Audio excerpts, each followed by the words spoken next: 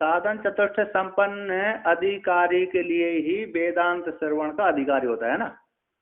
साधन चतुष्ट संपन्न हो, ऐसे उसके लिए शीघ्र ज्ञान की प्राप्ति हो जाती है।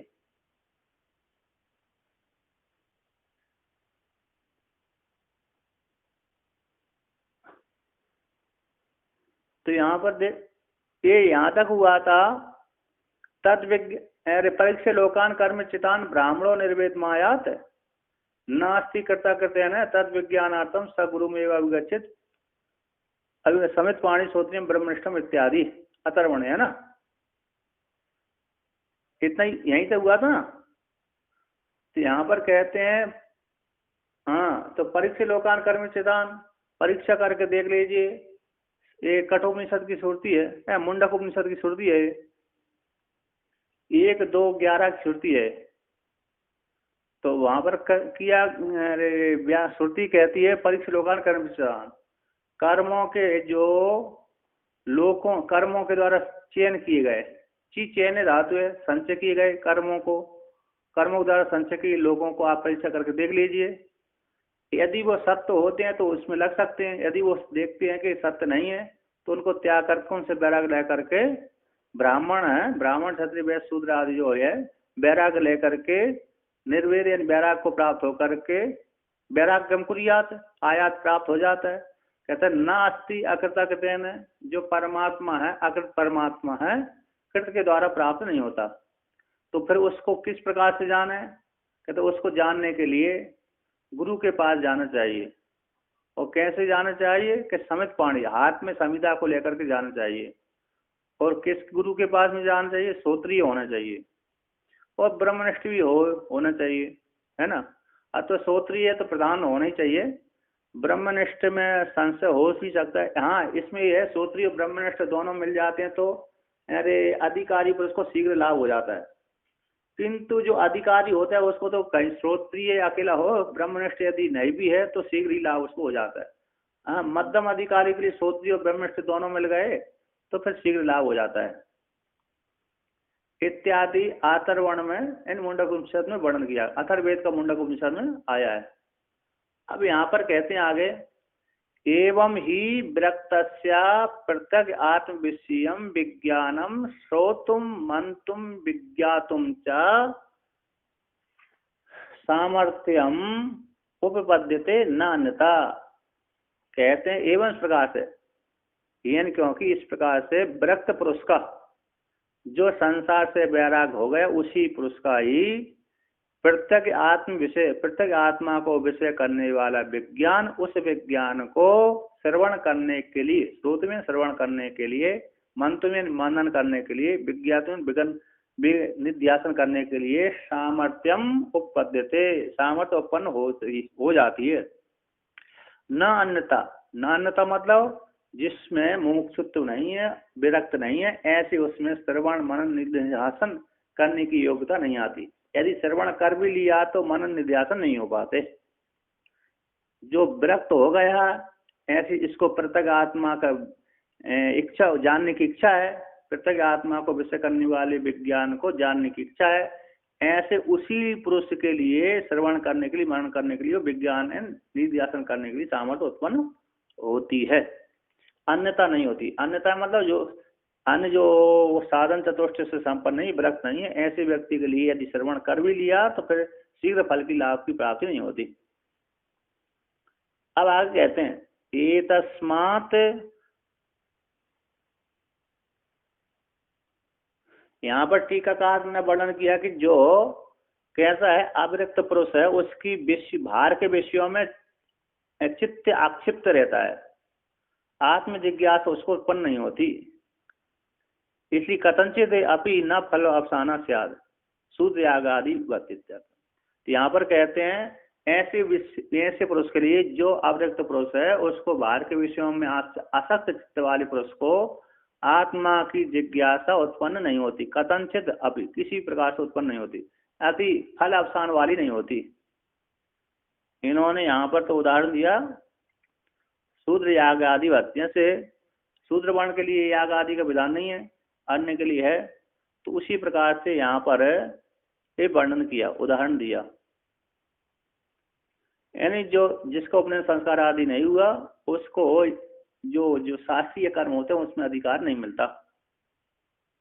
अब आगे कहते हैं एतस्मात् च प्रत्यग आत्म ब्रह्म विज्ञानात् संसार बीजम अज्ञानम काम कर्म प्रवृत्ति कारणम अशेषतो निवर्तते। एतस्मात् इसी हेतु से प्रत्यग आत्म ब्रह्म विज्ञानात्, प्रत्येक आत्मा को एकत्व को जीवात्मा और परमात्मा को एक कर लिया। तो पृथक आत्मविज्ञान विज्ञान के द्वारा, विज्ञान से, ब्रह्म विज्ञान से, जीवा और आत्मा के एक विज्ञान से संसार बीजम अज्ञानम, जो संसार का कारण है, संसार का जो बीज है वो अज्ञान है। ये अज्ञान काम कर्म प्रवृत्ति का कारण है। कैसा है वो? संसार का बीज जो कारण है अज्ञान है, फिर काम और काम में ईष्णा है, कर्म यानी क्रिया की प्रवृत्ति में हेतु है, कारण है। ऐसे उस अज्ञान को अशेषता निवर्तते, संपूर्ण रूप से निवृत्त कर देता है। कौन? ब्रह्म विज्ञान से अविद्या संसार का बीजभूत अज्ञान है, काम कर्म के सहित जो प्रवृत्ति का हेतु है, उस अज्ञान को ब्रह्म विज्ञान के द्वारा संपूर्ण रूप से निवर्तन कर देता है, निवृत्त कर देता है, नाश कर देता, समाप्त कर देता है।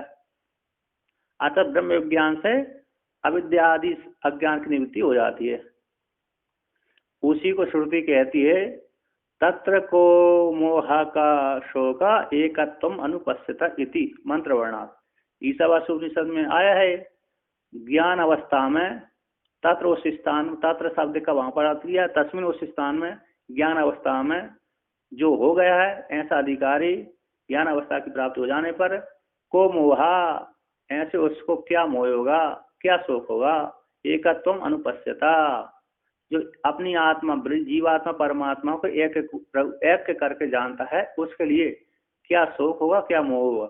शोक मोह के जो कारण था संसार का बीजभूत अज्ञान, वो अज्ञान तो ब्रह्म विद्या के द्वारा निवृत्त हो गया। ईशावास्यम इदम सर्वम, इस मंत्र के द्वारा वो अज्ञान की निवृत्ति हो गई। तो निवृत्ति हो जाने पर ऐसे पुरुष को क्या शोक होगा, क्या मोह होगा, जब उसने अपनी आत्मा को एकत्र रूप से जान लिया, अपरोक्ष साक्षात्कार कर लिया। उसी को श्रुति कहती है आगे छांदोग्योपनिषद की, तरति शोकम आत्मवेत्ते, आत्मवेत्ता शोक से पार कर जाते हैं। ऐसा नारद जी ने सनत कुमार जी से कहा कि आत्मवेत्ता शोक से पार कर जाते हैं, किंतु मैं सोच से युक्त हूँ, इसलिए मेरे को ब्रह्म विद्या की प्राप्ति नहीं हुई, ब्रह्म ज्ञान की प्राप्ति नहीं हुई, इसलिए आप मेरे को ब्रह्म विद्या का उपदेश कर रहे हैं। वहां पर नारद जी वर्णन करते हैं, संत कुमार से पूछते हैं। अब यहाँ पर मुंडक उपनिषद का मंत्र पुनः देते हैं। मुंडक उपनिषद को कहते हैं विद्यते हृदय ग्रंथि छिद्यन्ते सर्व संशय क्षीयन्ते चास्य कर्माणि तस्मिन् दृष्टे परावरे। ये मुंडक उपनिषद में भी आया है और श्वेताश्वेतर उपनिषद में भी आया है। तो यहाँ पर कहते हैं विद्यते हृदय ग्रंथि छिद्यन्ते सर्व संशया, तो हृदय की ग्रंथियों, जो हृदय की ग्रंथि है, काम क्रोध लोभ मोह आदि है, वो सारी हृदय की जठराग्नि ग्रंथि आदि है, वो सारी भेदन हो जाती है, नष्ट हो जाती है। छिद्यन्ते सर्व संशया, जो आत्मा है अथवा नहीं है, कर्ता भोक्ता है, आत्मा कर्ता है क्या भोक्ता है, अथवा कैसी निर्विशेष है, कर्ता भोक्ता से रहते है, आदि संसार है, जो संसार सारे संशय है, वो संसार के सारे संशय, आत्मा के विषय में जो भी संशय थे वो सारे संशय निवृत्त हो जाते हैं। छिद्यन्ते, छिद्यति करने, नष्ट होता है, समाप्त हो जाते हैं। हृदय की ग्रंथियां टूट खुल जाती हैं, नष्ट हो जाती हैं, है ना, भेदन हो जाती है और सारे संशय निवृत्त हो जाते हैं। कब हो जाए? और कहते हैं अस्य कर्माणि क्षीयन्ते, अस्य इसके साधक के, विद्वान के सारे कर्म भी क्षय को प्राप्त हो जाते हैं। क्षीयन्ते, नष्ट हो जाते हैं। कब होते हैं? तस्मिन्, हाँ मुंडक का है 2:2:8 का, तो यहाँ 2:2:8 का और श्वेताश्वेतर उपनिषद का भी है। कहते तस्मिन् दृष्टि परावरे, तस्मिन् यानी परमात्मा के, दृष्टि जान लेने पर, कौन से परम? पर अवरे, परा और अवरे, परावर परमात्मा को, यानी परम का अर्थ होता है कारण आत्मना रूप से, अब्रह्म यानी कार्यात्म रूप से, सर्वज्ञ असंसारी परमात्मा के जो परावर है, ऐसे उस परमात्मा को साक्षात हम अस्मि इस प्रकार से जान लेता है। वो साक्षात परमात्मा मैं हूँ ऐसे जाने, तस्मिन् उस परावरे परमात्मा को जान लेने पर अतत में साक्षात अप्रोक्ष से ब्रह्म हूँ इस प्रकार से कार्य रूप से भी कारण रूप से भी जान लेता है। अथवा कार्य कारण से जो लक्षित होता है, कार्य के द्वारा और कारण के द्वारा जो लक्षित होते हैं, ऐसे परमात्मा को मैं ब्रह्म हूँ इस प्रकार से जान लेता है। अथवा कार्य रूप से, पर यानी कारण रूप से, अवर यानी कार्य रूप से, ऐसे सर्वाज्ञ असंसारी परमात्मा परावर परमात्मा को साक्षात हम अस्मि इस प्रकार से जान लेता है। तो जान लेने के पश्चात कहते अस्य कर्माणि चीयन्ते, कहते हैं जब परमात्मा को जान लिया तो जानते ही उसके सारे कर्म क्षय हो जाते हैं, हृदय ग्रंथि नष्ट हो जाती है, सारे संशय निवृत्त हो जाते हैं।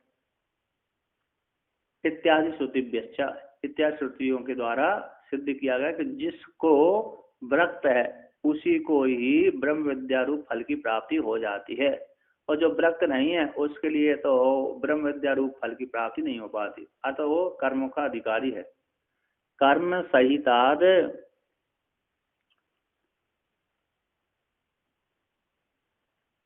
तो यहाँ पर कहते हैं, अब यहाँ पर समुच्चयवादी के अभिप्राय को लेकर शंका करते हैं। कहते हैं कर्म सहिताद अपि ज्ञानाद एतत् सिद्ध्यति इति चेत न, कहते कर्म सहिताद ज्ञान से सिद्धि हो जाए, कर्मों के सहित ज्ञान से मोक्ष रूप फल की सिद्धि हो जाए, तो ऐसी प्राप्ति समुच्चयवादी कहते हैं कर्म ज्ञान और कर्म का समुच्चय हो जाए, तो ज्ञान और कर्म के समुच्चय से ब्रह्म विद्या रूप मोक्ष फल की प्राप्ति हो जाए, ब्रह्म विद्या ज्ञान की उत्पत्ति जाए, ज्ञान से मोक्ष सिद्धि हो जाए। तो कहते हैं कर्म सहिताद ज्ञानाद, कर्म के सहित ज्ञान से, कर्म समुच्चय ज्ञान से, एतत् मोक्ष रूप जो परमात्मा परावर रूप परमात्मा की सिद्धि हो जाए। इति चेत, ऐसा कहो तो सिद्धांत कहते ना, ऐसी बात नहीं है, नहीं हो सकता।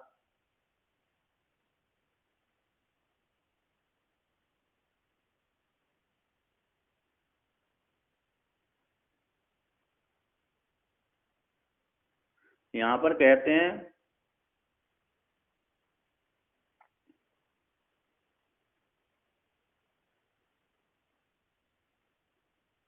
यहाँ पर टीकाकार कहते हैं जैसे अध्ययन विधि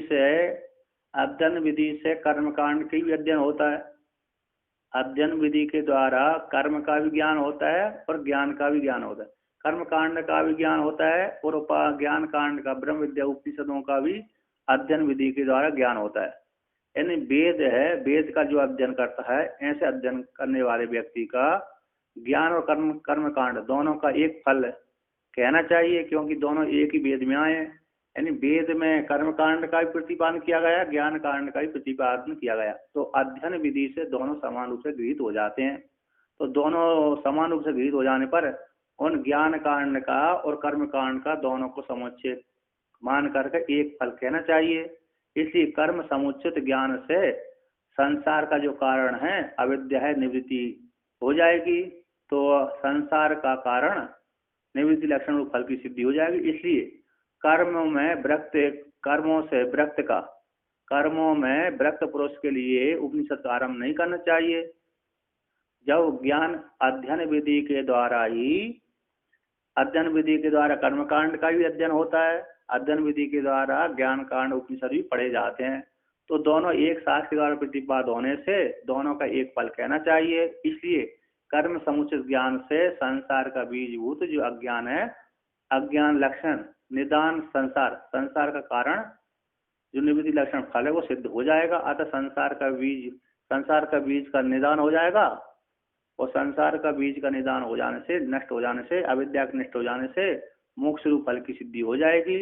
इसलिए कर्मों में जो विरक्त के लिए, कर्मों से विरक्त उसके लिए, कर्मों से जो विरक्त हो गया है उसके लिए उपनिषद की आरंभ करने की जरूरत नहीं है। अतः कर्मों का त्याग करने की जरूरत नहीं है। कहते कर्मों से विरक्त हो गया है ऐसे पुरुष के लिए उपनिषद का आरंभ करते हैं, उसकी जरूरत नहीं है।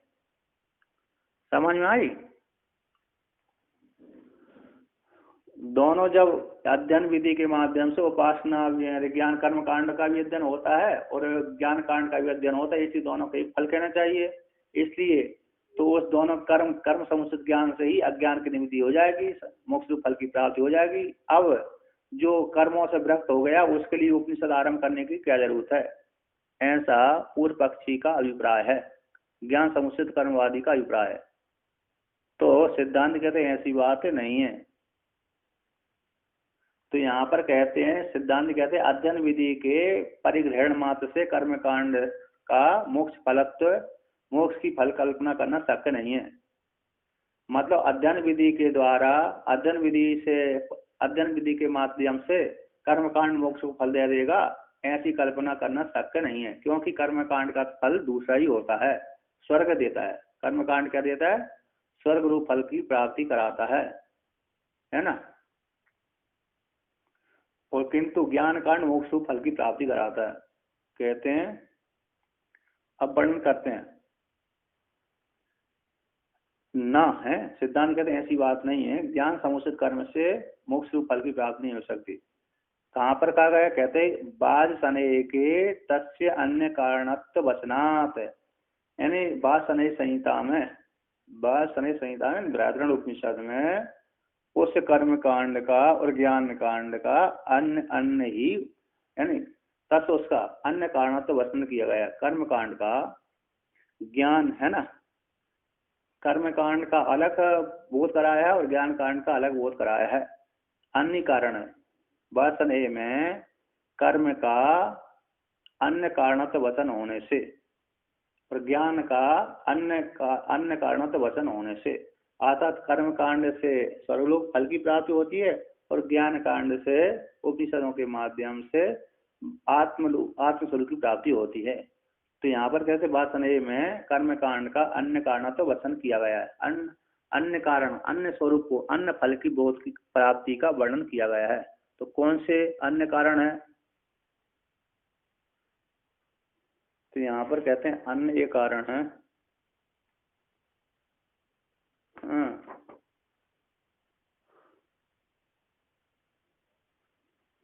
वासने यज्ञ होते हैं, कोई स्वर्ग आदि फल की प्राप्ति। वासने यज्ञ बाज यानी यश की प्राप्ति के लिए होती है। यश बाज का अर्थ होता है अन्न, और बाज सर्वा नाम के एक ऋषि हुए हैं, उनके नाम से वासने शाक, बाज यानी अन्न होता है। बाज सर्वा यानी अन्न की ख्याति वाला, यानी उसने बहुत से अन्न दान किया।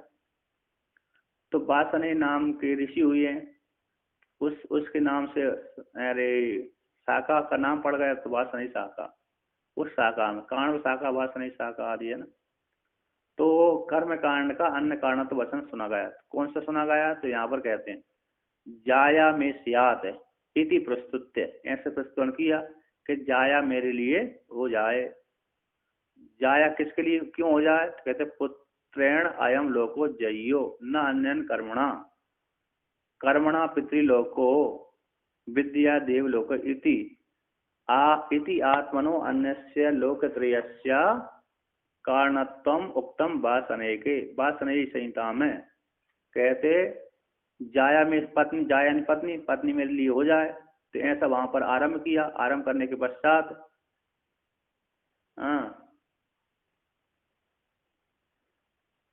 पितृलोक मतलब यार अग्निहोत्र आदि जो कर्म करते हैं ना, सकाम कर्म हो, तो दधि के द्वारा अग्निहोत्र आदि कर्म करते हैं। और उपासना के बिना जो कर्म करते हैं, सीधा 2 आहुति सुबह डालिए, 2 आहुति शाम डालिए, कुछ और थोड़े बहुत और कर्म देवता को निमित्त बना करके, अग्नि देवता को निमित्त बना करके बहुत सी आहुति डाली। स्वर्ग इंद्र देवता को निमित्त डाल करके बहुत से मंत्र पाठ पढ़ दिया, पाठ पढ़ करके आहुति डाल दिया उसी यज्ञ में। हाँ, उससे पितृलोक की फल की प्राप्ति हो जाती है। और दूसरी ये भी है, हाँ, और दूसरे जैसे नर्मदा जी स्नान कर लिया। देवलोक, यहाँ पर देवलोक स्वर्ग को भी बोलते हैं, देवलोक से नहीं ब्रह्मलोक पर है, वो ब्रह्मलोक की प्राप्ति होती है। यानी महाजना तप सत्यम लोक है ना, उन लोक में उत्कृष्ट साधना, ओमकार की साधना करी तो वो हिरण्यगर लोक की प्राप्ति हो जाएगी। तो यहाँ पर कहते हैं तो पुत्रेण अयम लोक हो जाएगी। तो कहते इस पुत्र के द्वारा पत्नी ग्रहण कर लिया, विवाह कर लिया। तो विवाह किस लिए किया? क्योंकि पुत्र उत्पन्न करने के लिए। तो पुत्र को प्राप्त करके, पुत्र को उत्पन्न करके इस लोक को जीत लेता है। अर्थात वो पुत्र से ऋण हो जाता है। तो पुत्र के द्वारा ही इस लोक को जीतता है, दूसरे किसी कर्म के द्वारा नहीं जीतता। न अन्य कर्मणा, अन्य कर्म के द्वारा नहीं जीतता। और पितृलोको कर्मणा पितृलोको, कर्म से पितृलोक की प्राप्ति होती है। कर्म से किसकी प्राप्ति होती है? पितृलोक की। यानी हम किसी तीर्थ क्षेत्र में गए, है ना, नर्मदा जी में स्नान करने चले गए तो उससे एक पुण्य मिला, गंगा जी में स्नान करने गए तो उससे कुछ पुण्य मिला, किसी मंदिर में दर्शन करने गए वो पुण्य मिला, किसी को दान कर दिया तो उससे वो पुण्य मिला। तो ऐसे ऐसे जो कर्म होते हैं, थोड़ी आहुति डाल दिया, कर्म कर दिया, तीर्थ यात्रा सेवन कर लिया, तो इससे पितृलोक फल की प्राप्ति होती है। विद्या देवलोका, तो विद्या से यानी उपासना से देवलोक फल की प्राप्ति होती है ना। ओंकार की उपासना करेंगे तो ब्रह्मलोक फल की प्राप्ति हो जाएगी। अरे सूर्य संबंधी उपासना करेंगे तो सूर्य लोक की प्राप्ति हो जाएगी। इंद्र संबंधी उपासना करेंगे स्वर्लोक की, और अग्नि संबंधी उपासना करेंगे तो अग्निलोक की। अतः अग्नि को ब्रह्म रूप से चिंतन करेंगे तो ब्रह्मलोक की, सूर्य भगवान को ब्रह्म रूप से चिंतन करेंगे तब भी हिरण्यगर लोक की प्राप्ति होती है। तो यहाँ पर कहते हैं इति आत्मा का लोक त्रय से भिन्न पितृलोक, देवलोक और मनुष्यलोक, इन तीनों लोक से भिन्न अन्य दूसरा लोक का विधान नहीं करते। आत्मा का लोकत्रय का, अन्य लोकत्रय को छोड़ करके अन्य का विधान नहीं करते, मोक्ष का विधान नहीं करते। कारणात्म उत्तम वासन एक में वर्णन किया गया। कर्म कांडियों के लिए इन तीनों लोकों से भिन्न कारण तो नहीं वर्णन किया। जो कर्मी है, जो ज्ञान का अधिकारी नहीं, उसके लिए ये इसका विधान किया गया है।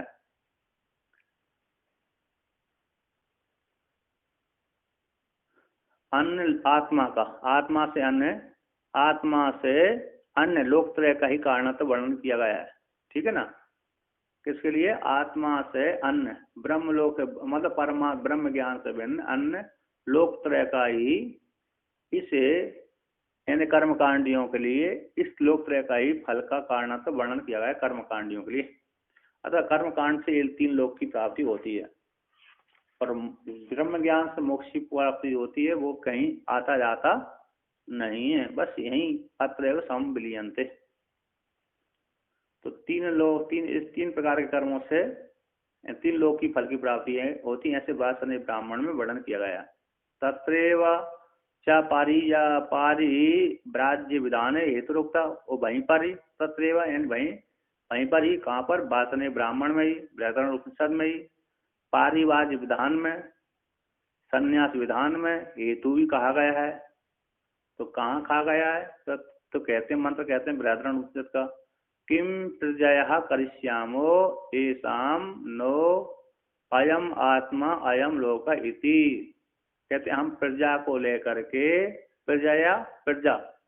प्रजा के द्वारा किम करिष्यामो, क्या करेंगे हम प्रजा को लेकर क्या करेंगे, क्यों क्या नहीं करेंगे? कहते येषाम जिन हम उत्तम अधिकारियों को, अर्थात हम मोक्ष के अधिकारियों के लिए, मोक्ष को, येषाम जिनको है, नो अस्माकं हम लोगों को, जिन हम लोगों को, अतः हमको तो मोक्ष की प्राप्ति चाहिए। कहते अयम आत्मलोका, अयम आत्मा अयम लोक है, जो अयम आत्मा है जो लोक ही आत्मा है, इस लोक की चाहने वाले, किस लोक की? आत्मा ही लोक है, ब्रह्म ही लोक है, ब्रह्म लोक है, ब्रह्म लोक को चाहने वाले हम लोगों के लिए प्रजा को लेकर क्या करेंगे? अर्थात वो पत्नी आदि का ग्रहण नहीं करते, अर्थात ब्रह्मचर्य आश्रम से ही वो संन्यास धारण कर लेते, जंगल में चले जाते हैं, विवाह नहीं करते, दारा का संग्रह नहीं करते। जिनको मोक्ष है, तो मुमुक्षु व्यक्ति यदि ब्रह्मचर्य अवस्था में ही गुरुकुल में रहते रहते वैराग हो गया, तो वहीं से वैराग को लेकर धारण करके मोक्ष को प्राप्त करने के लिए संन्यास धारण कर लेता है। और यदि वहीं पर वैराग नहीं हुआ तो गारह जीवन में आकर के पत्नी का दारा का संग्रह करता है, दारा का संग्रह करके पुत्र उत्पन्न करता है, फिर कर्मकांड करता है, फिर वैराग्य यदि हो गया तो फिर मोक्ष के लिए प्रयत्न करता है, संन्यास धारण कर लेता है। अब आगे कहते हैं तत्र अयम हेतु अर्था, तो वहां पर यही हेतु हेतु के लिए है। कहते हैं प्रजा कर्म तत्संयुक्त विद्याभिर मनुष्य पितृदेवलोक त्रय साधनेर अनात्मलोक प्रतिपत्ति कारण किम करिष्यामो न चास्माकं लोकत्रयम् अनित्यं साधन साध्यम इष्टम येषाम् अस्माकं स्वाभाविको अजो अजरो अमृतो अवयो न वर्धते कर्मणा नो कनियान नित्यश्च लोक इष्टः। कहते हैं उसमें वैराग्य में ये हेतु होता है, तत्र उस वैराग्य में पारिव्राज्य में ये हेतु है। हेतु के लिए कौन सा? कि प्रजा कर्म, प्रजा और प्रजा से प्रजा का कर्म उससे संयुक्त, प्रजा और प्रजा का कर्म और कर्म से संयुक्त विद्या के द्वारा, यानी दारा को लेकर के अरे पत्नी, पुत्र के लिए पत्नी चाहिए और पितृ लोगों को प्रसन्न करने के लिए कर्म, और देवताओं को लोक की फल की प्राप्ति के लिए विद्या चाहिए। तो प्रजा कर्म और कर्मों के साथ संबंध होने वाली विद्या के द्वारा मनुष्य लोक की प्राप्ति होती है, पितृलोक की प्राप्ति होती है, देवलोक की प्राप्ति होती है। तो मनुष्य पृथ्वी देवलोक त्रय साधनों के द्वारा हम लोगों को अनात्म लोक प्रतिपत्ति कारण है। कैसे अनात्म लोक की प्रतिपत्ति कारण है? कौन से? दारा है, कर्म है और पुत्र है, कर्म है और उपासना है ना। पुत्र, कर्म और उपासना तीनों के द्वारा ये तीन अनित्य लोक फल की प्राप्ति होती है। एक के द्वारा मनुष्य लोक की प्राप्ति होती है, एक के द्वारा देवलोक की प्राप्ति होती है, एक के द्वारा पितृलोक की फल की प्राप्ति होती है। जैसे लोक त्रय साधन साधनों के द्वारा जो अनात्म लोक की प्रतिपत्ति में कारण होते हैं, ऐसे तीनों के साधनों के द्वारा किम करिष्यामो हम हैं दारा कर्म, दारा कर्म होगा विद्या यानी उपासना, दारा यानी पत्नी, कर्म यानी और विद्या यानी उपासना। पत्नी, कर्म और उपासना, यानी पत्नी ग्रहण कर लिया तो यानी पुत्र उत्पन्न हो होएगा, संतान उत्पन्न हो जाएगी। और कर्म के जब संतान उत्पन्न हो गए तो कर्म के पितरों के लिए प्रसन्नता के लिए कर्मकांड करना पड़ेगी।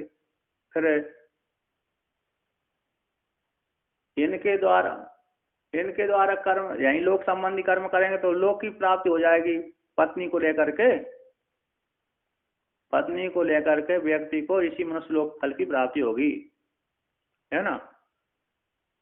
और कर्मों से पितृलोक फल की प्राप्ति हो जाएगी और उपासना से देवलोक फल की प्राप्ति हो जाएगी। कर्मकांड किया तो पितृलोक में जाएगा व्यक्ति, और उपासना किया तो देवलोक में जाएगा। और कर्म सामान्य दारा कर्म विद्या से मोक्ष फल की प्राप्ति नहीं होती, बल्कि अनित्य कर्म पर अनित्य लोकों की प्राप्ति होती है ना। मतलब सुख तो मिलेगा लेकिन वो नित्य वाला सुख नहीं है। तो कहते हैं इन अनात्म लोक की प्रतिपत्ति के हेतुभूत कारणों के द्वारा कौन से हैं? यानी जाया, कर्म और उपासना। इनको पुत्र है, कर्म है और उपासना के द्वारा हम क्या करेंगे? क्यों क्या नहीं करेंगे? कहते हैं हम लोगों के लिए अस्माका हम लोगों के लिए लोकत्रय अनित्यम। ये लोकत्रय कैसे अनित्य है? ये साधन साध्य इष्ट नहीं है। लोकत्रय जो अनित्य है, साध्य साधन रूप से हमारे लिए इष्ट नहीं है।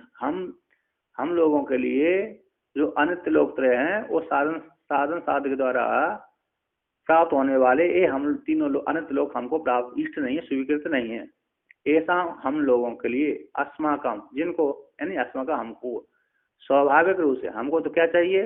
हम लोगों के लिए तो स्वाभाविक रूप से अज परमात्मा, अजर परमात्मा और अमृत परमात्मा, अभय परमात्मा की प्राप्ति करना है।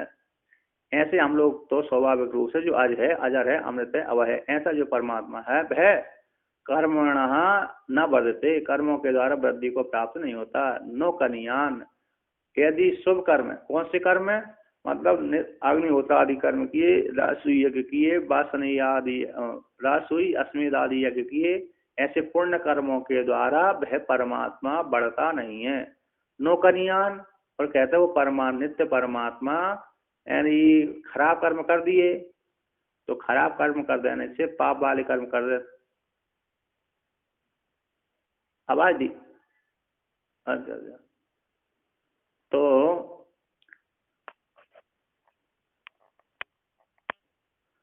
कहते हैं कैसे कि वह परमात्मा पुण्य कर्म के द्वारा वृद्धि को प्राप्त नहीं होता। और नो कन्यान, इन पाप कर्म बन जाते हैं व्यक्ति को, किसी की हिंसा हो गई, किसी कुछ हो गया, तो ऐसे खराब कर्मों के द्वारा वो घटता भी नहीं है। ऐसा नित्य परमात्मा है, नित्य लोक इष्ट है, ऐसा नित्य लोक रूप परमात्मा हमको स्वीकृत है ना। ऐसे हम नित्य लोक रूप परमात्मा को चाहने वाले हैं, ऐसे हम उसके अधिकारी हैं। हमको अनिष्ट अनिष्ट साध साधन के द्वारा जो अनिष्ट लोक फल की प्राप्ति होती है उसको हमको स्वीकृत नहीं है। कहते सचा नित्यत्वात्, से जो नित्य लोक नित्य परमात्मा है, नित्य है, सब नित्य परमात्मा इष्ट है हमके लिए, मोक्ष रूप ब्रह्म हमको स्वीकृत है। हमको तो अनंत फल की प्राप्ति में कोई रुचि नहीं है। साचा नित्यत्वात् न अविद्या निवृत्ति व्यतिरेकेण अन्य साधन निष्पाद्य से। कहते हुए जो वह नित्य होने से, सिर्फ हमको नित्य लोक फल की प्राप्ति के लिए इच्छा होने से, वो परमात्मा कैसा नित्य होने से है ना, कैसा है वह आत्मलोक कैसा नित्य होने से, ऐसा परमात्मा कहता अविद्या निवृत्ति को छोड़ करके, अविद्या जो अज्ञान है, अविद्या निवृत्ति से भिन्न अन्य साधन के द्वारा निष्पाद्य नहीं होता।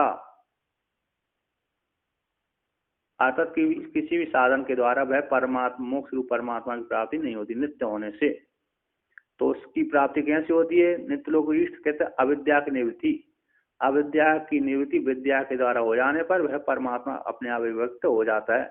अविद्या निवृत्ति से भिन्न, अविद्या निवृत्ति के बिना अन्य साधन के द्वारा अन्य साधन निष्पाद्य वह परमात्मा नहीं है। क्यों, नित्य होने से।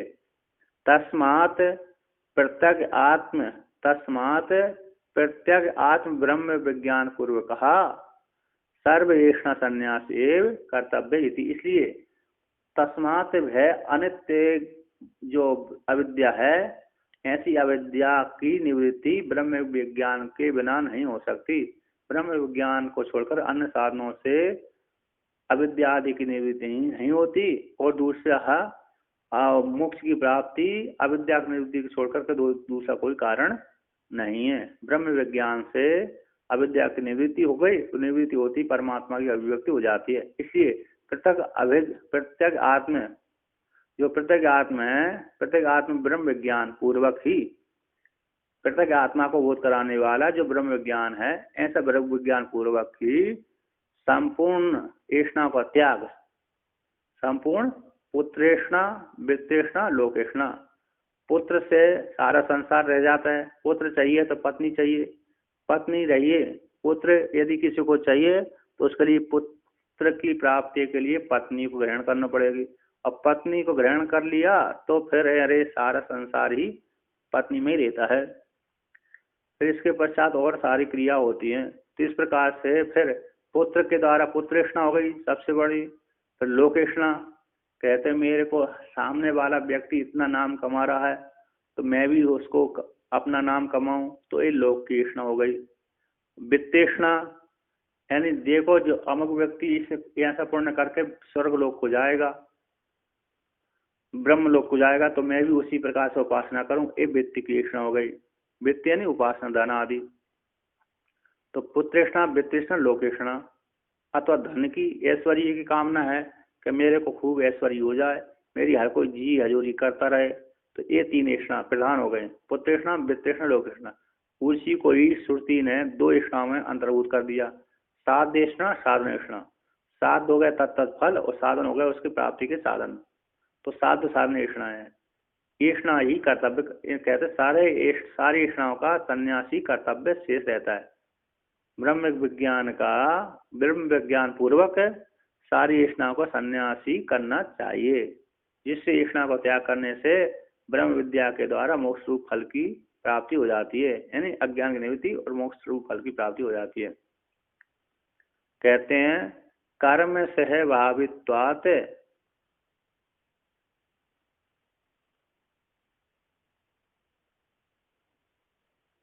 अरे यहाँ पर कहते हैं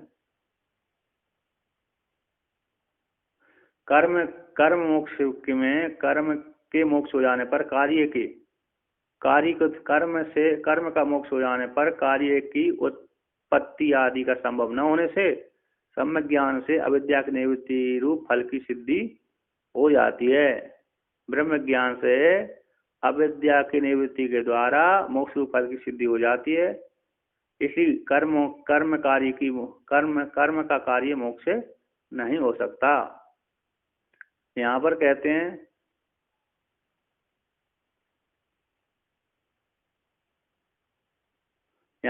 हैं ब्रह्म विज्ञान के अनुभव अवसानता की सिद्धि के लिए, टीकाकार कहते हैं यहाँ पर ब्रह्म विज्ञान के अनुभव की अनुभव पर्यवसानता की सिद्धि के लिए, अनुभव का पर्यवसान हो जाए ऐसे उसकी सिद्धि के लिए परोक्ष निश्चय पूर्वक, पहले परोक्ष ज्ञान के द्वारा निश्चय पूर्वक संन्यास कर लेना चाहिए। कहते हैं अनुभव के अवसान हो जाने, ब्रह्मात्म रूप अनुभव के अवसान की सिद्ध हो जाने पर स्वभाव से ही प्राप्त संन्यास, स्वभाव प्राप्त संन्यास जान लेना चाहिए। अनुभव के अवसान हो जाने पर, अनुभव के अवसान रूप ब्रह्मात्म ज्ञान की प्राप्ति हो जाने पर स्वभावता बिना विधि विद्वत संन्यास लेना चाहिए। स्वभावतः बिना विधि के ही विद्वत संन्यास की सिद्धि हो जाती है।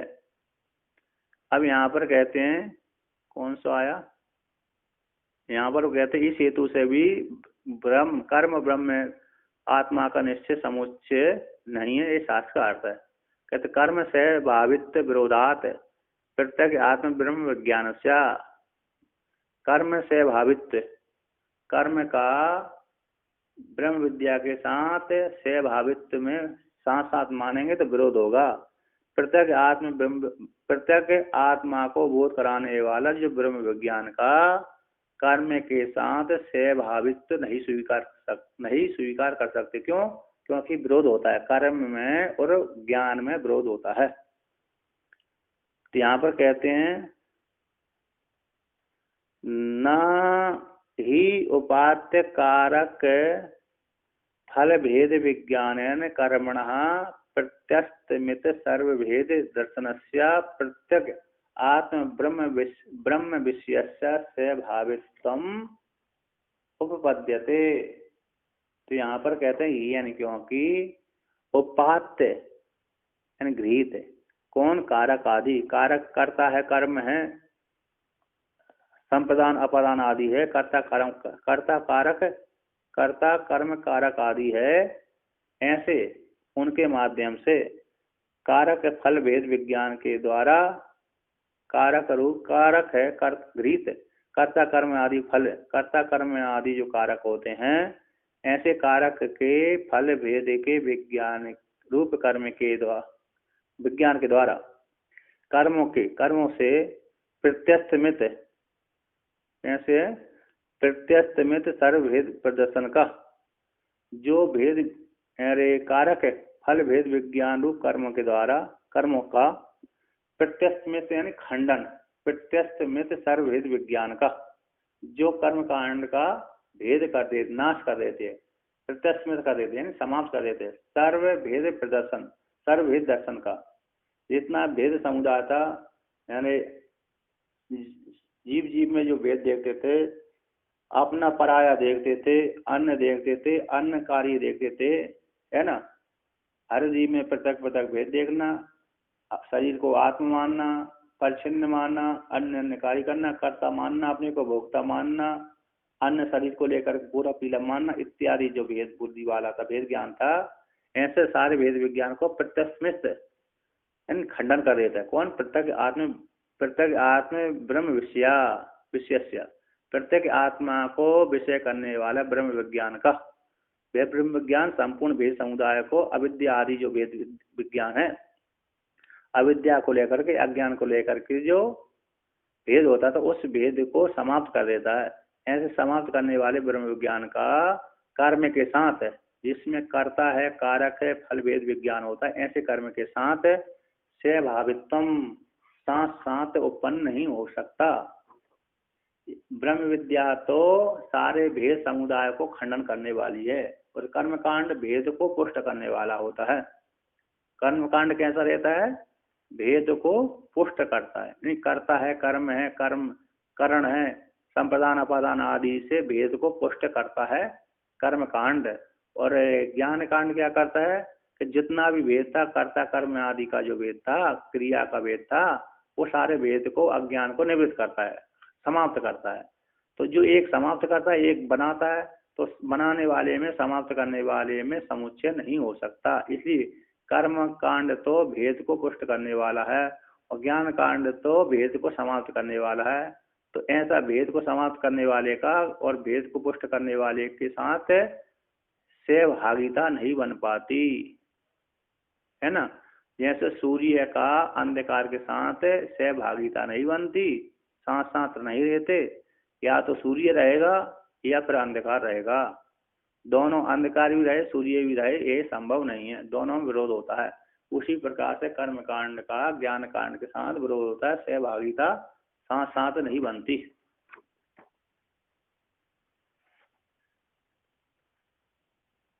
अब यहाँ पर कहते हैं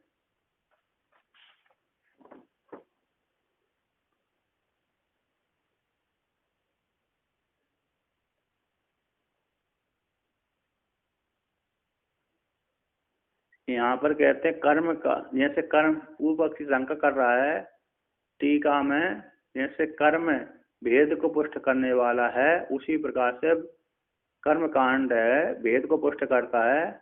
उसी प्रकार से ब्रह्म ज्ञान का भी विधि से, अनुष्ठान रूप विधि से, विनोजादि भेद की अपेक्षा होने से, क्योंकि आत्मवार्य दृष्टव्य, श्रोतव्य, मंतव्य, निर्ध्यासितव्य इत्यादि वहां पर विधि विधि वर्णन किया गया है। तो यहाँ पर कहते हैं विधि से वैदिक, यहाँ पर विधि से अर्थ लिखा है टिप्पणीकार ने, वैदिकत्व सामान होने से, अतः जैसे कर्म कांड वेद के द्वारा प्रतिपाद्य है, उसी प्रकार से ज्ञान कांड भी वेद के द्वारा प्रतिपाद्य होने से, तो यहाँ पर विधि से अनुष्ठेय होने से और अनुष्ठान की प्राप्ति होने से, अनुष्ठान रूप विधि की प्राप्ति होने से, विनोजादि गुरु शिष्य को इस प्रकार से कहते, इस प्रकार से चिंतन करो, इस प्रकार से चिंतन करो, ऐसा मत करो, ऐसा चिंतन करो। आचार्य शिष्य को बतलाता है और शास्त्री शिष्य को उपदेश करता है, ऐसा करो, ऐसा चिंतन मत करो इत्यादि भेद अपेक्षा होने से, विनियोग आदि भेद की अपेक्षा होने से, कैसे सर्वभेद का, कैसे संपूर्ण सर्वभेद दर्शन का प्रत्यमस्त ब्रह्म विद्या संपूर्ण वेद के दर्शन का समाप्ति कैसे होगी, कैसे समाप्ति करेगी। सर्ववेद दर्शन के प्रत्यस्तमय हो जाता है ब्रह्म ज्ञान में, ऐसा कैसे कह रहे हो। ऐसी प्राप्ति हो जाए, ऐसी आशंका की प्राप्ति हो जाने पर कहते हैं यहाँ पर वस्तु प्राधान्य सती अपुरुष तंत्रतात ब्रह्म विज्ञान। यहाँ पर कहते हैं ब्रह्म विज्ञान जो है, वह ब्रह्म विज्ञान वस्तु प्रधान की प्राप्ति हो जाने पर, ब्रह्म विज्ञान पुरुष के, ब्रह्म विज्ञान वस्तु के प्रधान की, वस्तु प्रधान ही ब्रह्म विद्या होती है। यानी ज्ञान होता है वस्तु प्रधान होता है, वस्तु के अधीन वाला होता है, वह पुरुष तंत्र वाला नहीं होता। जो ब्रह्म विज्ञान है वह वस्तु के अधीन रहता है, वस्तु प्रमाण के अधीन होता है। यानी जैसी वस्तु होती है उसी प्रकार का ज्ञान हो जाता है। यानी प्रमाण का वस्तु अनुसारित होने से, प्रमाण की अपेक्षा से विषय वस्तु का प्रदान है। अर्थात जैसी वस्तु होगी उसी के अनुसार ज्ञान की प्राप्ति होगी। वह ज्ञान पुरुष के अधीन नहीं होता। पुरुष आतंत्रत्वात् एंड अपुरुष तंत्रत्वात्। वह ब्रह्म विद्या रूप विज्ञान है, वह पुरुष के अधीन नहीं होने वाला नहीं होता, बल्कि वह ब्रह्म विज्ञान तो वस्तु के अधीन होता है। अर्थात जैसी वस्तु होती है उसी प्रकार से ज्ञान हो जाता है। तो ब्रह्म वस्तु भूत सिद्ध वस्तु है, तो श्रुति कह देती है ये आत्मा नहीं है, ये आत्मा नहीं है। अर्थात आत्मा कैसे तुरी है, निर्विशेष है, पर ब्रह्म व्यापक है। इस प्रकार से श्रुति बोध करा देती है सिद्ध वस्तु की। तो सिद्ध वस्तु को बोध कराते ही अज्ञान की निवृत्ति हुई और आत्मा की प्राप्ति हो जाती है, आत्मा का स्वरूप को जान लेता है। अब वहां पर ज्ञान करो, ऐसा करो, ऐसा करो, ज्ञान ऐसा करना चाहिए, आत्मा गोरी है, पीली है, सर्वज्ञ है, ऐसा आदेश नहीं देती श्रुति। बस आत्मा तो क्या कहती, श्रुति ये कहती है कि आत्मा व्यापक है, इस प्रकार से है, निर्गुण है, अजर है, अमृत है, ऐसा बोध करा करके चरितार्थ हो जाती है और अज्ञान की निवृत्ति कर देती है। अज्ञान की निवृत्ति करते ही उसको इस आत्म संबंधी ज्ञान की अभिव्यक्ति हो जाती है। ब्रह्म विद्या है, कर्ता के अधीन नहीं है।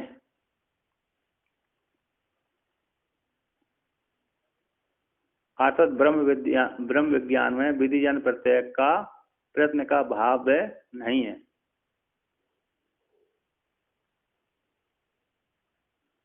यहाँ पर कहते हैं विधिजन प्रयत्न भाव ही विधि विषय होता है। जैसे जो यहाँ पर विधिजन प्रयत्न भाव होता है, जहाँ पर आज्ञा दे करके कोई कार्य की जाती है, आज्ञा दे करके कोई कार्य किया जाता है, वही विधि का विषय होता है। किंतु ज्ञान तो ऐसा विधि का विषय नहीं है, इसलिए कोई विरोध नहीं आता कि गुरु से आचार्य ने बतला दिया कि ऐसा चिंतन करो, ऐसा चिंतन। आचार्य तो मात्र आत्मा के स्वरूप को बोध कराता है शिष्य को, तो शिष्य को बोध कराता है, शास्त्र बोध कराता है, तो इतने मात्र से उसमें विधेयता, ब्रह्म ज्ञान में उत्पत्तिता विधेयता नहीं होती। अर्थात आचार्य के माध्यम से, शास्त्र के माध्यम से जो मुमुक्षु अधिकारी है वो जान लेता, हाँ मेरा स्वरूप इस प्रकार से, वस्तु को स्वरूप इस प्रकार से, मेरी आत्मा का स्वरूप इस प्रकार से। बस वहां पर कृति साध्य नहीं है ज्ञान। किंतु जो स्वर्ग आदि होता है वह कृति साध्य होता है स्वर्ग, किंतु ऐसा मोक्ष रूप जो ज्ञान है कृति साध्य नहीं। बस वस्तु जैसी है उसका स्वरूप का बोध हुआ, बोध करा करके फिर ब्रह्म ज्ञान अज्ञान निवृत्ति करके चरितार्थ हो जाता है। तो आगे कहते हैं तस्मात् दृष्टेभ्यो बाह्य साधन साध्येभ्यो विरक्तस्य, कहते पृथक आत्म विषय ब्रह्म जिज्ञासेयम् केनेषितम् इत्यादि श्रुत्या प्रदर्शते। कहते तस्मात् सिद्ध हो गया दृष्ट के विषय में और अदृष्ट के विषय में। दृष्ट जो बाह्य साधन साध्य है, दृष्ट स्वर्ग दृष्ट हो गए लोक संबंधी, पृथ्वी लोक संबंधी, और अदृष्ट हो गए स्वर्ग संबंधी, है ना। दृष्ट हो गए पत्नी है, पुत्र आदि है, ये दृष्ट संबंधी कर्म हो गए, फल की प्राप्ति हो गई। और अदृष्ट संबंधी कौन हो गए, स्वर्ग देवता आदि का ज्ञान, देवता आदि लोग की फल की प्राप्ति अदृष्ट हो गए। तो दृष्ट अदृष्ट जो बाह्य साधन साध्यों से विरक्त हो गया पुरुष, ऐसे विरक्त पुरुष का प्रत्येक आत्म विषय यानी साध्य साधन से विरक्त हो गया। स्वर्ग आदि फल की चाहना नहीं है उसको, दृष्ट के विषय में भी चाहना नहीं है, अदृष्ट के विषय में भी चाहना नहीं है, ऐसे फल को नहीं चाहता। ऐसे विरक्त पुरुष के लिए प्रत्येक आत्म विषय, प्रत्येक आत्मा को विषय करने वाला जो ब्रह्म जिज्ञासा उसको हो जाती है। प्रत्येक पहले गुरुकुल में उसने परोक्ष रूप से जान लिया, फिर उसको परोक्ष रूप से वेद अध्ययन करने के पश्चात ही उसको वैराग हो गया। वैराग हो जाने से फिर उसकी जिज्ञासा, ब्रह्म को विषय करने वाली जिज्ञासा उत्पन्न हो जाती है। प्रत्येक आत्मा को विषय करने वाली जो ब्रह्म जिज्ञासा है वह ब्रह्म जिज्ञासा का वह विषय हो जाता है। अतः ब्रह्म जिज्ञासा के विषय की उसको प्राप्ति हो जाती है, इच्छा हो जाती है कि मैं ब्रह्म को जानूं। विरक्त पुरुष की इच्छा होती है कि मैं ब्रह्म को जानूं, उसी के लिए ही प्रत्येक आत्मा को विषय करने वाली ब्रह्म की जिज्ञासा हो जाती है। इसीलिए उसी के लिए ही यह केनेषितम् इत्यादि मंत्र इत्यादि श्रुति के द्वारा प्रदर्शन किया जा रहा है। जिसको वैराग हो गया उसी के लिए ये श्रुति आदि बोध कराती है ना, वही अधिकारी होता है। कहते हैं ये बुद्धि कहाँ से आती है, तो यहाँ पर कहते हैं शिष्य आचार्य प्रश्न प्रतिवचन रूपेण कथनम तू सूक्ष्म वस्तु विषयात सुख प्रतिपत्ति कारण भवती। कहते शिष्य और आचार्य के प्रश्न और प्रतिवचन के द्वारा, शिष्य के द्वारा, शिष्य और आचार्य के प्रश्न, शिष्य प्रश्न करते आचार्य उत्तर देता है, शिष्य और आचार्य के प्रश्न और उत्तर के रूप से उत्तर के कथन पूर्वक सूक्ष्म वस्तु का, जो सूक्ष्म वस्तु ब्रह्म वस्तु है, सूक्ष्म वस्तु विषय वाली होने से, और जो शिष्य आचार्य की जो आख्यायिका है सुख सुख पूर्वक अनायास पूर्वक थोड़े सी माध्यम से प्रतिपत्ति कारणम, प्रतिपत्ति में कारण होती है। जो भी वेदों में आख्यायिका आती होती हैं, जैसे याज्ञवल्क्य जनक का संवाद आया, याज्ञवल्क्य मैत्री का संवाद आया, अन्य ब्राह्मणों का संवाद आया, अरे जानश्रुति राजा का मतलब, अरे और जयवली राजा का वर्णन आता है, अन्य राजाओं का वर्णन आता है, कई देश के राजा का वर्णन आता है, प्रमाण जयवली राजा का वर्णन आता है। तो ये आख्यायिका वेद क्यों देता है कि आख्यायिका के माध्यम से जो साधक होता है, मुमुक्षु होता है, अधिकारी होता है, शीघ्र ही समझ लेता है। आख्यायिका के माध्यम से वस्तु का ज्ञान शीघ्र हो जाता है। इसलिए लोग इसलिए पहले कथा कहानी के माध्यम से बोध करा देते थे। यानी आख्यायिका का मुख्य उद्देश्य है कि उसको वस्तु को समझने में सुविधा हो जाए। इसलिए सूक्ष्म वस्तु को विषय करने वाली हो तो सुख पूर्वक प्रतिपत्ति में कारण होती है आख्यायिका। इसलिए यहाँ पर प्रश्न और उत्तर के रूप में शिष्य और आचार्य के प्रश्न और उत्तर के रूप से श्रुति उत्तम अधिकारी के लिए, मध्यम अधिकारी के लिए, कनिष्ठ अधिकारी के लिए यहाँ पर कैन उपनिषद आदि की ब्रह्म विद्या रूप उपनिषद का आरंभ करती है, उपदेश करती है। केवल तर्क के आगम्यत्वम च दर्शितम भवति। कहते हैं जो ब्रह्म विद्या है केवल शुष्क तर्क के द्वारा वह प्राप्त नहीं होती। जो केवल तर्क के द्वारा ब्रह्म विद्या अगम्यत्व है, ऐसा श्रुति दिखलाती है। अतः श्रुति कहती है कि जो ब्रह्म विद्या की प्राप्ति है वह सूखी तर्क के द्वारा प्राप्त नहीं होती, सूखी तर्क का विषय नहीं होती ब्रह्म विद्या। कहाँ पर वर्णन किया है कि श्रुति कहती है कठोपनिषद में, न ऐसा तर्कण मतिर आपनेया इति श्रुते। कहते जो ऐसा मति है, ब्रह्म विद्या वाली मति है, वह तर्क के द्वारा प्राप्त होने योग्य नहीं है। अतः उसके लिए तो वैराग हो, श्रद्धालु हो, मोक्ष अधिकारी हो, उसी के लिए ही उसमें ही इस प्रकार की बुद्धि बनती है, मति बनती है, ज्ञान होता है। तर्क के माध्यम से ब्रह्म को विषय करने वाली जिज्ञासा उत्पन्न नहीं हो सकती। यदि इसलिए सूक्ष्म बुद्धि को विषय करने वाली जो बुद्धि है, सूक्ष्म परमात्मा को विषय करने वाली बुद्धि, वह बुद्धि तर्क के द्वारा प्राप्त नहीं होती। अतः उसके लिए तो अंतःकरण की शुद्धि चाहिए, वैराग्य चाहिए, तभी ये बुद्धि आती, उत्पन्न होती है, प्राप्ति होती है। सूक्ष्म बुद्धि की प्राप्ति इन हेतुओं से होती है। तो कहते हैं आचार्यवान पुरुषो वेदा। जो आचार्य वाला होता है, आचार्यवान पितृमान और मातृमान, सबसे पहला पुत्र उत्पन्न होता है तब मातृमान होता है, माता उसको शिक्षा देती है तो मातृमान कहलाता है। माता के बाद फिर पिता उसको शिक्षा देता है तो वह पिता मान कहलाता है। फिर आचार्य गुरुकुल में जाकर के गुरु उसको शिक्षा देता है तो आचार्यवान होता है। ऐसा जो तीनों के द्वारा स्वादिष्ट होता है, पिता के द्वारा, सबसे पहले माता के द्वारा, फिर पिता के द्वारा, फिर आचार्य के द्वारा। तो ऐसा तीनों के द्वारा स्वादिष्ट हो जाता, तीनों के द्वारा उपदेश ग्रहण करने वाले जो पुरुष होता है वह आप्त कहलाता है। अर्थात फिर गलत निर्णय नहीं देता, शुद्ध शास्त्र पूर्वक ही निर्णय देता है। तो आचार्यवान पुरुषो वेदा, आचार्य वाला वो आत्मा को जान लेता है। आचार्याद हा एव विद्या विदिता साधिष्टम प्राप्त इति। कहते हैं आचार्य से ही प्राप्त जो विद्या होती है, आचार्य से ही प्राप्त विद्या विदिता विद्या, प्राप्त विद्या स्वादिष्ट यानी श्रेष्ठ कहलाती है। स्वादिष्ट हो जाती है, कैसी हो जाती है? श्रेष्ठ कहलाती है, यानी प्रमाणत्व को प्राप्त हो जाती है। स्वादिष्ट अर्थ कर दिए यहाँ पर शोभनतम फल वाली होती है। आचार्य के द्वारा, आचार्य से प्राप्त होने वाली विद्या शोभनतम फल को देने वाली होती है, ब्रह्म रूप फल को देने वाली होती है, मोक्ष रूप फल को देने वाली होती है। आचार्य के द्वारा गृहीत विद्या, विदित विद्या, आचार्य से प्राप्त होने वाली विदित हो गई विद्या, जान ली गई विद्या, वह साधिष्टम प्राप्त है, साधिष्टम शोभनतम शोभनतम फलम प्राप्त प्राप्यति, इन शोभनता में ब्रह्म रूप फल की प्राप्ति कराने वाली हो जाती है। उसी को भगवान कृष्ण ने भी कहा है, गीता में कहा है, तद विद्धि प्रणिपाते है ना। तो हे अर्जुन, तुम उस परमात्मा को जानने के लिए प्रणिपात आदि के माध्यम से आचार्य के शरण में जाइए, साष्टांग प्रणाम आदि करिए, उनको प्रणाम कर नमस्कार करिए, पूजा करिए, तो वह तुमको ज्ञान का उपदेश करेंगे। इत्यादि श्रुति स्मृति न्याय के द्वारा, श्रुति से स्मृति से न्याय से भी, तो जो वैराग हो गया, वैराग्य वाले पुरुष को इस प्रकार की बुद्धि उत्पन्न हो जाती है, इस प्रकार की बुद्धि हो जाती, मोक्ष को विषय करने वाली, ब्रह्म को जानने वाली बुद्धि की प्राप्ति हो जाती है, ब्रह्म को जानने वाली जिज्ञासा की प्राप्ति हो जाती है। तो यहाँ पर कहते हैं थोड़ा, कश्चित गुरुम ब्रह्मनिष्ठम विधिवत उपेत्या प्रत्यक आत्मविषयाद अन्यत्र शरणम अपश्यन अभिहम नित्यम शिवम असलम इच्छन